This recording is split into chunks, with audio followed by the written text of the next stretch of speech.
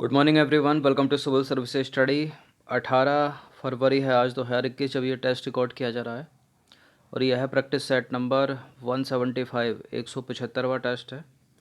और इस टेस्ट में हम फोकस करने वाले हैं इंपॉर्टेंट करंट अफेयर्स के प्रश्नों पर और उन्हीं प्रश्नों को रखा गया है जिनके पूछे जाने की संभावना 13 जून को सर्वाधिक है यूपी पीसीएस की परीक्षा में। इसी तरह के प्रश्न पूछे जाते हैं। चलिए स्टार्ट करते हैं।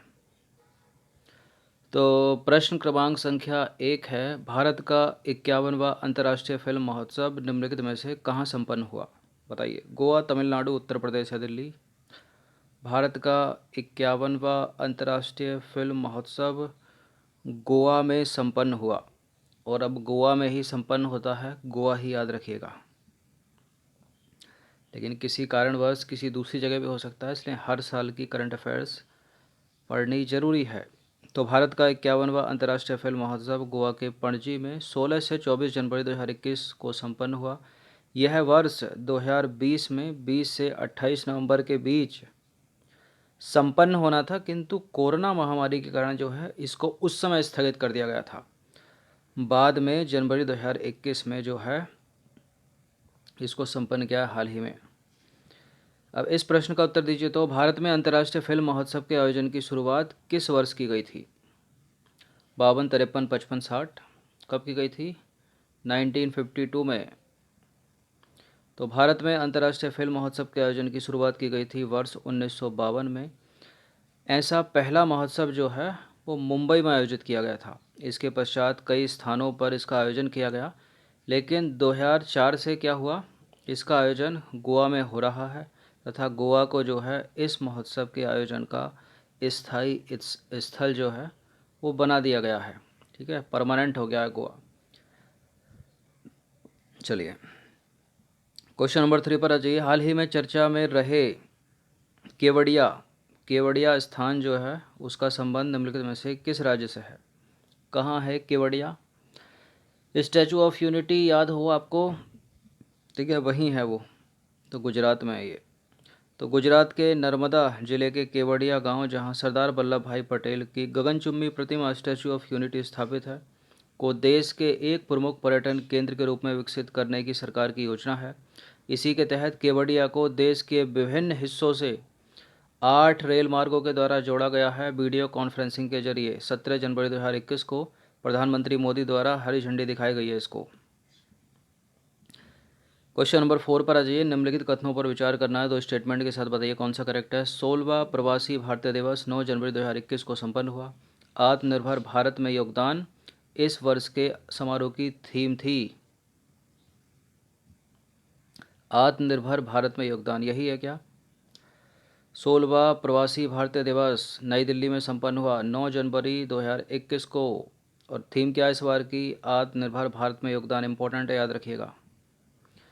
तो दोनों के दोनों करेक्ट हैं। विदेश मंत्रालय के तत्वाधान में 16वां प्रवासी भारतीय दिवस 9 जनवरी 2021 को संपन्न हुआ। कोरोना के चलते इस वर्ष इस समारोह का आयोजन वर्चुअली तरीके से किया गया। और आत्मनिर्भर भारत में योगदान इस वर्ष के समारोह की थीम थी, नई दिल्ली में किया गया वर्चुअली। क्वेश्चन नंबर 5 पर आ जाइए। 16वें प्रवासी भारतीय सम्मेलन का मुख्य अतिथि निम्नलिखित में से कौन थे? कौन था मुख्य अतिथि?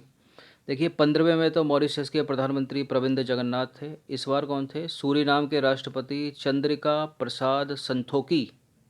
क्या नाम है? चंद्रिका प्रसाद संतोखी, सूरीनाम के राष्ट्रपति। तो 16वें प्रवासी भारतीय दिवस के मुख्य अतिथि सूरीनाम के राष्ट्रपति चंद्रिका प्रसाद संतोखी थे। वर्ष 2019 में 15वें प्रवासी भारतीय दिवस के मुख्य अतिथि मॉरिशस के प्रधानमंत्री प्रविंद जगन्नाथ थे। क्वेश्चन नंबर 6 पर आ जाइए। निम्नलिखित कथनों पर विचार करना है। पहला स्टेटमेंट है, विश्व स्वास्थ्य संगठन का मुख्यालय जिनेवा में स्थित है। इथोपिया के टेड्रोस अधनोम घेब्रेयेसुस इसके वर्तमान महानिदेशक हैं। बताइए। टेड्रोस अधनोम घेब्रेयेसुस इसके वर्तमान महानिदेशक हैं विश्व स्वास्थ्य संगठन के। बिल्कुल करेक्ट है, दोनों के दोनों स्टेटमेंट। सी है इसका आंसर। तो क्यों पूछा गया प्रश्न, क्यों है इंपॉर्टेंट? देखिए, अमेरिका 6 महीने के अंतराल के बाद एक बार पुनः फिर से विश्व स्वास्थ्य संगठन का सदस्य बन गया है। आपको याद हो कि इसकी सदस्यता जो है डोनाल्ड ट्रंप ने त्याग दी थी। इससे पहले जो अमेरिका के राष्ट्रपति थे और जो बाइडन ने उनके फैसले को पलट दिया कार्यभार संभालने से पहले ही। विश्व स्वास्थ्य संगठन संयुक्त राष्ट्र से संबंधित एक स्वायत्त निकाय है जिसकी स्थापना हुई थी 7 अप्रैल 1948 को। इसका हेडक्वार्टर कहाँ पर है? नेक्स्ट क्वेश्चन पर आ जाइए। क्वेश्चन नंबर 7 है, दो स्टेटमेंट के साथ बताइए कौन सा स्टेटमेंट करेक्ट है। डोनाल्ड ट्रंप एक ही कार्यकाल में 2 बार महाभियोग प्रस्ताव का सामना करने वाले अमेरिका के तीसरे राष्ट्रपति बने हैं। 2 बार। डोनाल्ड ट्रंप का संबंध डेमोक्रेटिक पार्टी से था, बताइए कौन सा करेक्ट है। इंपॉर्टेंट है प्रश्न, एग्जामिनर दिमाग दौड़ाकर पूछ सकते हैं। डोनाल्ड ट्रंप का संबंध रिपब्लिकन पार्टी से था, डेमोक्रेटिक पार्टी से नहीं था, गलत है स्टेटमेंट। डोनाल्ड ट्रंप एक ही कार्यकाल में 2 बार महाभियोग प्रस्ताव का सामना करने वाले अमेरिका के तीसरे नहीं पहले राष्ट्रपति हैं। तो कौन सा स्टेटमेंट करेक्ट है? कोई भी करेक्ट नहीं है, इसलिए इसका आंसर लगाएंगे हम ऑप्शन नंबर डी। तो देखिए दोनों के दोनों असत्य हो गए। ये तो डोनाल्ड ट्रंप एक ही कार्यकाल में 2 बार महाभियोग प्रस्ताव का सामना करने वाले अमेरिका के पहले राष्ट्रपति हैं। डोनाल्ड ट्रंप का संबंध रिपब्लिकन पार्टी से है, न कि डेमोक्रेटिक पार्टी से। क्वेश्चन नंबर 8 पर आ जाइए। अमेरिका के संसदीय इतिहास में अब तक कितने राष्ट्रपतियों को महाभियोग का सामना करना पड़ा है? कितने हैं? एक तो डोनाल्ड ट्रंप हो गए, 2 और थे, टोटल कितने? 3 हो गए। तो ऑप्शन नंबर सी है इसका आंसर। तो अमेरिका के संसदीय इतिहास में अब तक केवल 3 राष्ट्रपतियों को महाभियोग का सामना करना पड़ा है। इनमें डोनाल्ड ट्रंप के अतिरिक्त हैं एंड्रयू जॉनसन और विल क्लिंटन। ये इंपॉर्टेंट है प्रश्न। एक और इम्पोर्टेंट प्रश्न आ गया, अमेरिकी सरकार में उपराष्ट्रपति कमला हैरिस का भारतीय मूल के अलावा अन्य किस मूल से संबंध है बताइए। मैक्सिकन, जमैकन, पाकिस्तानी या उपरोक्त में से कोई नहीं कोई और, जैसे कि रशियन, ऑस्ट्रेलियन, न्यूजीलैंडी। देखिए ये हैं जमैकन, भारतीय मूल की जमैकन। ऑप्शन नंबर बी है इसका आंसर। तो कमला हैरिस जो है जमैकन भारतीय मूल की हैं, अर्थात इनके जो पिताजी थे वो जमैका से थे और इनकी माता थी भारत से। क्वेश्चन नंबर 10 है, निम्नलिखित कथनों पर विचार करना है, 2 स्टेटमेंट के साथ बताइए कौन सा स्टेटमेंट करेक्ट है। अमेरिका में राष्ट्रपति पद के लिए चुनाव 4 वर्ष के अंतराल में होता है। हाल ही में संपन्न चुनाव वहाँ राष्ट्रपति पद के लिए 60वां था। ये पता होना चाहिए आपको, सीधा सीधा नंबर है, 60वां नहीं था, 59वां था, 59वां। ठीक है, 4 वर्ष के अंतराल में होता है। पहला वाला करेक्ट है, दूसरा इनकरेक्ट है। तो अमेरिका के राष्ट्रपति पद के लिए चुनाव जो है 4 वर्ष के अंतराल में होता है और इस पद के लिए संपन्न हाल ही का चुनाव जो है राष्ट्रपति पद का 59वां था, 59वां। क्वेश्चन नंबर 11 है, हाल ही में जैव विविधता हेतु चौथे वन प्लैनेट सम्मेलन का आयोजन कहाँ किया गया बताइए। One planet summit for biodiversity कहाँ पर? जर्मनी में नहीं, पोलैंड में नहीं, श्रीलंका में नहीं, फ्रांस में हुआ। तो देखिए पृथ्वी की जैव विविधता की रक्षा पर ध्यान केंद्रित करने के उद्देश्य से चौथे वन प्लैनेट सम्मेलन का आयोजन फ्रांस ने 11 जनवरी 2021 को हाइब्रिड तरीके से किया। इसकी जो कुछ कार्यवाही थी वो पेरिस में व्यक्तिगत भागीदारी से हुई, जबकि अधिकांश जो हुई वो वीडियो कॉन्फ्रेंसिंग के जरिए वक्ताओं ने जो है इसे संबोधित किया। तो फ्रांस याद रखना, चौथा है ये, कौन सा है? चौथा वन प्लैनेट समिट जैव विविधता की रक्षा पर ध्यान केंद्रित करता है। क्वेश्चन नंबर 12 पर आ जाइए। हाल ही में आयोजित चौथे वन प्लैनेट सम्मेलन की थीम थी let's act together for nature. क्या थी? Let's act together for nature. यह सम्मेलन संयुक्त राष्ट्र संघ एवं विश्व बैंक के सहयोग से आयोजित किया गया था। देखिए किसी न किसी संस्था के सहयोग से तो आयोजित किया गया होगा। क्या सही है? संयुक्त राष्ट्र संघ और वर्ल्ड बैंक यहाँ पर करेक्ट है।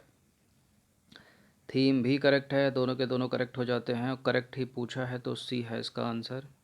तो संयुक्त राष्ट्र एवं विश्व बैंक के सहयोग से आयोजित इस सम्मेलन का उद्घाटन फ्रांस के राष्ट्रपति इमैनुअल मैक्रा, संयुक्त राष्ट्र महासचिव एंटोनियो गुटेरेस और विश्व बैंक ग्रुप के अध्यक्ष डेविड मालपास ने संयुक्त रूप से किया। क्वेश्चन नंबर 13 पर आ जाइए। 13वां प्रश्न है, पहले वन प्लैनेट सम्मेलन का आयोजन निम्नलिखित में से किस वर्ष किया गया था बताइए। पहला कब हुआ था? अगर 2021 में चौथा है तो पहला हुआ होगा 17 में, ऑप्शन नंबर ए। तो पेरिस सम्मेलन में स्वीकार किए गए जलवायु परिवर्तन समझौते के प्रति प्रतिबद्धता की समीक्षा करने के लिए पहला वन प्लैनेट सम्मेलन 12 दिसंबर 2017 को पेरिस में आयोजित हुआ था। ऐसा दूसरा सम्मेलन 26 सितंबर 2018 को न्यूयॉर्क सिटी में हुआ और तीसरा हुआ 14 मार्च 2019 को कीनिया के नैरोबी में। और चौथा कहाँ हुआ है पता है आपको। क्वेश्चन नंबर 14 पर आ जाइए। निम्नलिखित कथनों पर विचार करना है।